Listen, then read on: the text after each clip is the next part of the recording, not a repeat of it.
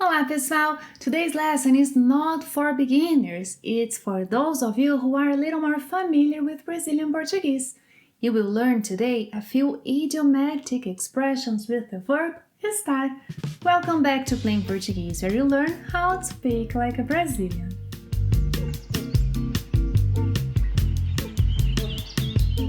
Estar. It's very common to use estar on its own, meaning to be there. A few examples. Com licença, a doutora Ruth está? Hoje não, mas estava ontem. E a doutora Vivian está?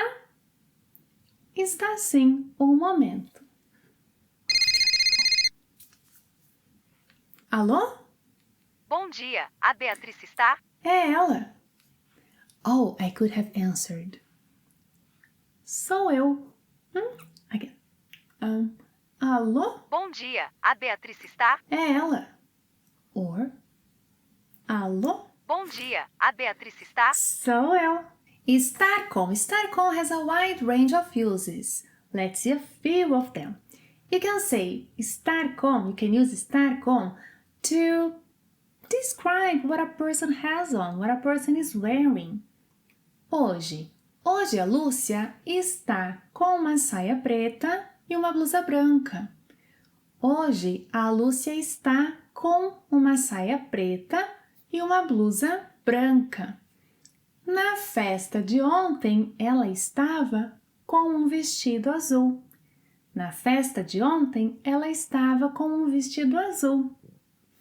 O Hélio sempre está com boné. O Hélio sempre está com um boné. You can also use estar com to say or ask someone's age. Yeah? Besides using ter, quantos anos ele tem, you can use estar com. Com quantos anos ele está? Com quantos anos ele está? Ele está com 5 anos. Ele tem 5 anos. Or, ele está com 5 anos. He seems a bit sick. Illnesses, ailments, estar com. Ele está com resfriado? Ele está com resfriado? Ah, não, ele está com uma virose. He picked up a bug. Ele está com uma virose. Ele está com febre? Ele está com febre? Ah, não está. Besides illnesses, use estar com with fome. Yes, I'm hungry. Estou com fome. Estou com sede. Estou com sono. Estou com frio. Estou com calor. Estou com medo. By the way, the negative form of estar com is estar sem. Estou sem fome. Estou sem sede.